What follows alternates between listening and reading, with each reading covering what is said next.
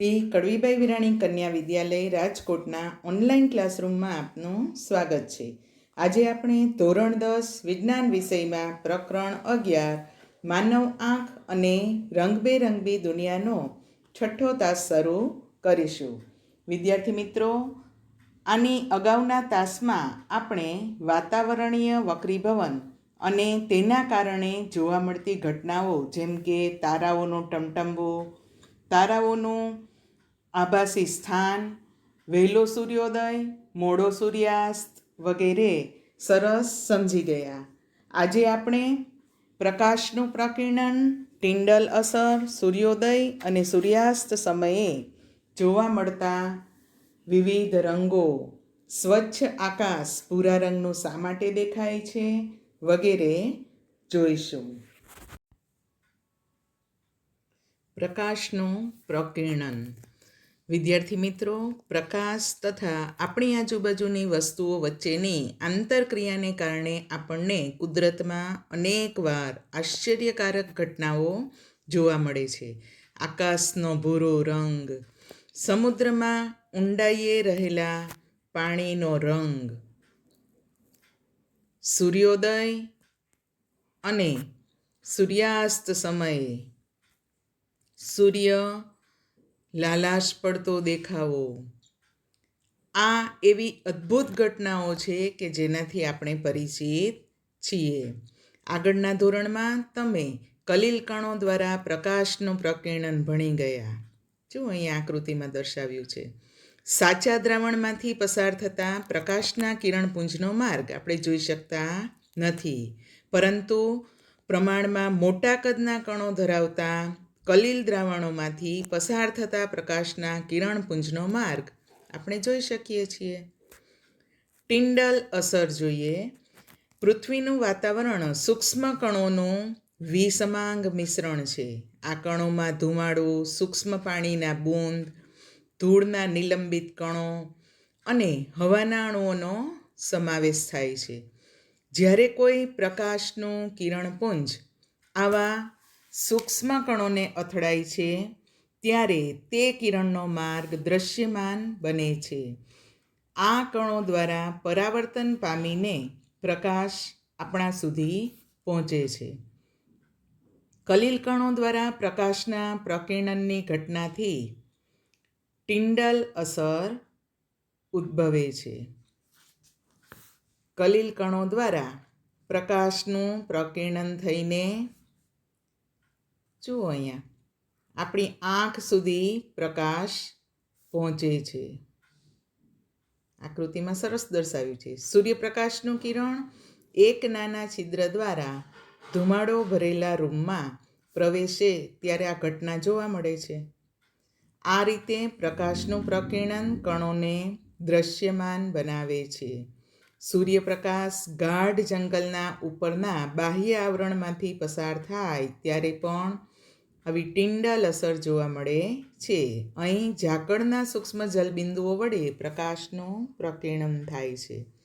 પ્રકીર્ણન પામતા પ્રકાશનો રંગ પ્રકીર્ણન કરતા કણોના પરિમાણ પર એટલે કે કદ પર આધાર રાખે છે. અત્યંત બારીક કણો મુખ્યત્વે વાદળી રંગના પ્રકાશનું પ્રકીર્ણન કરે છે. જુઓ અહીંયા બતાવ્યું છે. જ્યારે મોટા કણો મોટી તરંગ લંબાઈવાળા પ્રકાશનું પ્રકીર્ણન કરે છે. જો પ્રકીર્ણન કરતા કણોનું કદ ખૂબ મોટું હોય તો પ્રકીર્ણન પામતો પ્રકાશ આપણને સફેદ દેખાય છે. આકૃતિમાં દર્શાવ્યું છે. સ્વચ્છ આકાશનો રંગ ભૂરો શા માટે હોય છે આપણે સમજીએ. વાતાવરણમાં હવાના અણુઓ અને બીજા બારીક કણો દ્રશ્ય પ્રકાશની તરંગ લંબાઈ કરતાં નાના પરિમાણ ધરાવે છે. જો અહીંયા તરંગ લંબાઈ દર્શાવી છે બધાની. આ કણો લાલ રંગની મોટી તરંગ લંબાઈના દ્રશ્ય પ્રકાશ કરતાં ભૂરા રંગ તરફની નાની તરંગ લંબાઈના દ્રશ્ય પ્રકાશના પ્રકીર્ણન માટે વધુ અસરકારક હોય છે. નાના કણો નાની તરંગ લંબાઈનું પ્રકીર્ણન વધુ કરે. યાદ રાખો, લાલ રંગના પ્રકાશની તરંગલંબાઈ ભૂરા રંગના પ્રકાશની તરંગલંબાઈ કરતાં 1.8 ગણી હોય છે. MCQ માટે યાદ રાખવાનું છે. જ્યારે સૂર્યપ્રકાશ વાતાવરણમાંથી પસાર થાય ત્યારે હવાના બારીક કણો ભૂરા રંગના પ્રકાશનું લાલ રંગના પ્રકાશ કરતાં વધુ પ્રબળતાથી પ્રકીર્ણન કરે છે. પ્રકીર્ણન પામેલો ભૂરો પ્રકાશ આપણી આંખમાં પ્રવેશે છે, એટલે આપણને આકાશ ભૂરું દેખાય છે. પરંતુ જો પૃથ્વીને વાતાવરણ ન હોત તો સૂર્યપ્રકાશનું પ્રકીર્ણન થાત નહીં. પરિણામે આપણને આકાશ અંધકારમય એટલે કે કાળું દેખાતું હોત. અત્યંત ઊંચાઈએ ઉડતા યાત્રિકોને આકાશ કાળું જોવા મળે છે, કારણ કે આટલી ઊંચાઈએ પ્રકીર્ણન પ્રભાવી હોતું નથી. તમે જોયું હશે, ભયદર્શક સિગ્નલમાં પ્રકાશનો રંગ લાલ રાખવામાં આવે છે. આવું તો આપણે જોયું છે. આવું કેમ કરતા હશે? તો કે લાલ રંગનું ધુમ્મસ અથવા ધુમાડાથી સૌથી ઓછું પ્રકીર્ણન થાય છે, તેથી તે દૂરથી પણ લાલ રંગમાં જોઈ શકાય છે, એટલે અકસ્માત થતાં અટકાવી શકાય. સૂર્યોદય અને સૂર્યાસ્ત સમયે સૂર્યના રંગો આપણે જોયા છે. જુઓ, સૂર્યોદય અને સૂર્યાસ્ત, સનસેટ અને સનરાઈઝ જોવા માટે આપણે પ્રવાસે જતા હોઈએ છીએ. તો આ વખતે સૂર્ય અને તેની આજુબાજુનું આકાશ લાલાશ પડતું દેખાય છે. આકાશનો ભૂરો રંગ અને સૂર્યોદય તેમજ સૂર્યાસ્તના સરસ આવા લાલાશ પડતા રંગો શા માટે દેખાય છે તે સમજવા આપણે એક પ્રવૃત્તિ કરીએ. પ્રવૃત્તિ: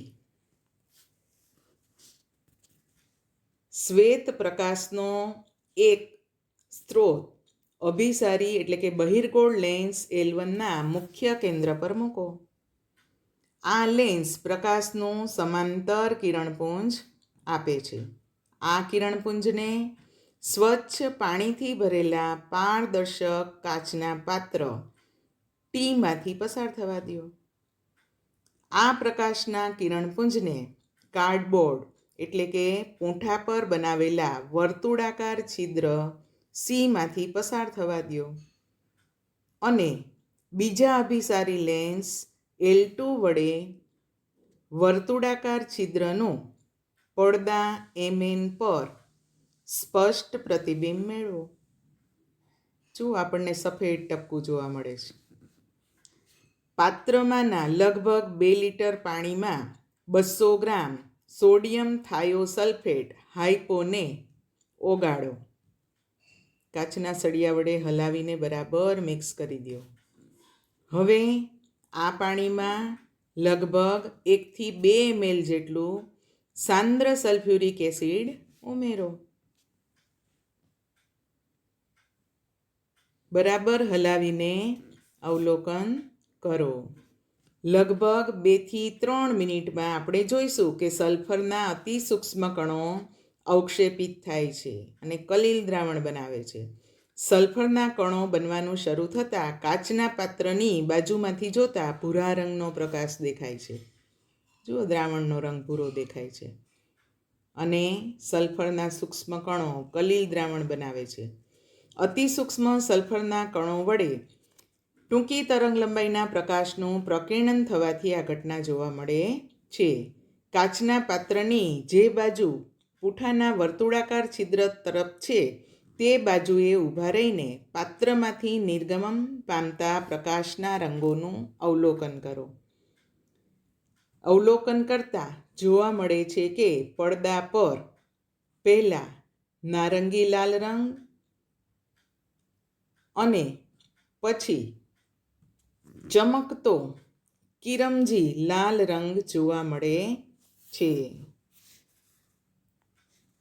આ પ્રવૃત્તિ પ્રકાશનું પ્રકીર્ણન દર્શાવે છે અને આની મદદથી આપણને આકાશનો ભૂરો રંગ અને સૂર્યોદય તેમજ સૂર્યાસ્ત સમયે સૂર્યનો લાલાશ પડતો દેખાવ સમજવામાં મદદ મળે છે.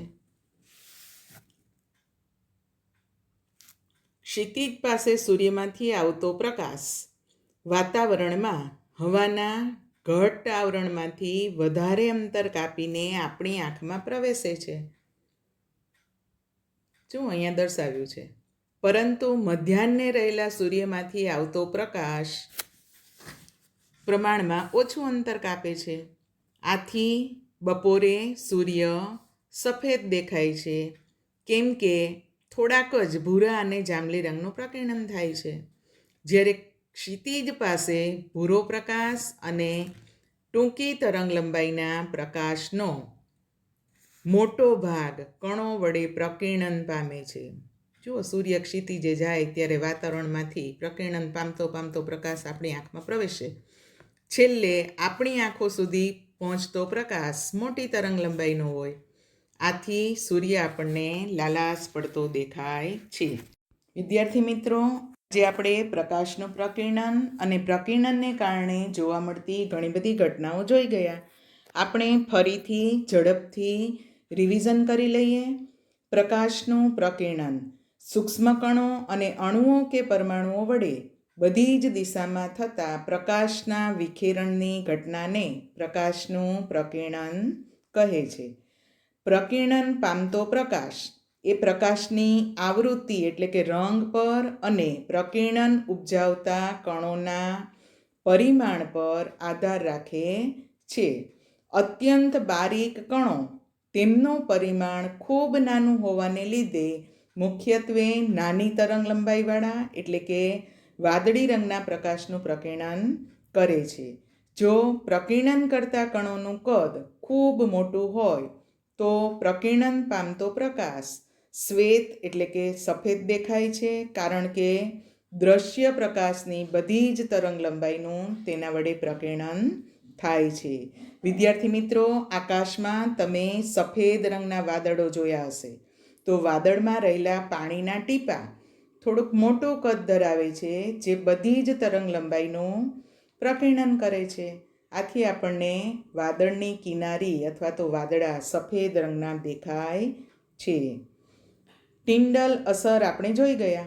પૃથ્વીનું વાતાવરણ સૂક્ષ્મ કણોનું વિષમાંગ મિશ્રણ છે. આવા સૂક્ષ્મ કણોમાં ધુમાડાના કણો, પાણીના સૂક્ષ્મ બિંદુઓ, ધૂળના નિલંબિત કણો અને હવાના અણુઓનો સમાવેશ થાય છે. જ્યારે કોઈ પ્રકાશનું કિરણપુંજ આવા કલીલ કણોને અથડાય ત્યારે તે કિરણપુંજનો માર્ગ ડિફ્યુઝડ એટલે કે અનિયમિત પરાવર્તનના કારણે દ્રશ્યમાન બને છે. કલીલ કણો દ્વારા પ્રકાશના પ્રકીર્ણનની ઘટનાથી ટિન્ડલ અસર ઉદ્ભવે છે. અહીંયા આવા કણો દ્વારા બધી જ દિશાઓમાં થતા પ્રકાશના વિખેરણ બાદ પ્રકાશના જુદા જુદા કિરણો આપણા આંખ સુધી પ્રવેશે છે.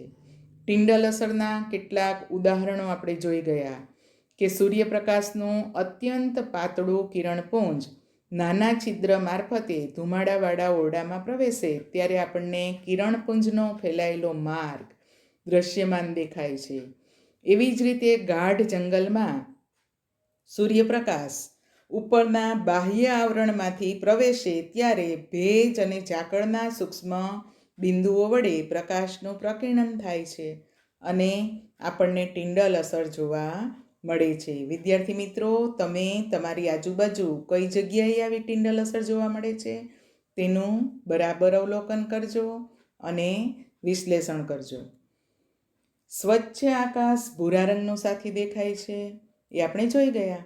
અત્યંત ઊંચાઈએ ઉડતા યાત્રિકોને આકાશ કાળું જોવા મળે છે, કારણ કે ખૂબ ઊંચાઈએ વાતાવરણમાં હવાના અણુઓ કે બીજા સૂક્ષ્મ કલીલ કણો હોતા નથી, એટલે એટલી ઊંચાઈએ પ્રકીર્ણન પ્રભાવી હોતું નથી. ભયદર્શક સિગ્નલમાં લાલ રંગ શા માટે રાખવામાં આવે છે હવે આપણને સમજાઈ ગયું. એવી જ રીતે સૂર્યોદય અને સૂર્યાસ્ત સમયે સૂર્ય લાલાશ પડતો સાથી દેખાય છે, એનો જવાબ આપણે હવે આપી શકીએ. વિદ્યાર્થી મિત્રો, આજનું હોમવર્ક પ્રકાશનું પ્રકીર્ણન એટલે શું? આપણો પહેલો પ્રશ્ન. બીજો પ્રશ્ન, ટિન્ડલ અસરના ઉદાહરણો આપો. ત્રીજો પ્રશ્ન, કોઈ અંતરિક્ષ યાત્રીને આકાશ ભૂરાને બદલે કાળું શા માટે દેખાય છે? તમારે આ પ્રશ્નના જવાબ તમારી પાકી નોટમાં લખવાના છે. તમારી ટેક્સ્ટમાં પેજ નંબર 195, 196 અને 197 પર આ બધી માહિતી વિસ્તારથી આપેલી છે. સરસ ધ્યાનથી વાંચજો અને યાદ રાખવાની કોશિશ કરજો. Thank you.